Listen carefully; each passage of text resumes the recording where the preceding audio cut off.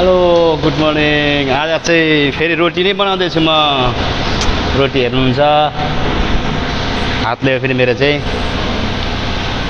पसिना पनि छ हल्का यो पसिना रोटी हो मेरो। यहाँ चाहिँ आलु पाक्दैछ मेरो। आलु आज आलुको दाल बनाइन्छ टक्क लाएर।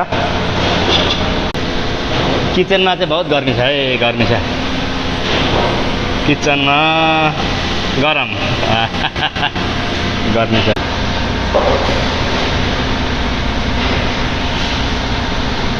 यस्तो बनाउनु पर्ने हुन्छ हातले नै। फेरि मेरो चाहिँ जहिले पनि है त टक टक टक टक लगाएर। दाइ कुक हुनुहुन्छ है फेरि आज चाहिँ छैन है। ल हाम्रो साथीहरू, हाम्रो गाउँ मेरो भाइ हुनुहुन्छ है। सबैले यो भिडियोलाई चाहिँ लाइक सब्सक्राइब गरिदिनु होला। हेर्नुहोस् गर्मी कति छ र त, अन्त अहिले नुहाएको छौँ हेर्नुहोस्। ल रोटी पाक्नु लागिसक्यो, टक्क लाएर ढक ढक ढक ढक ढक लाउने हो। किन्न त पाइन्छ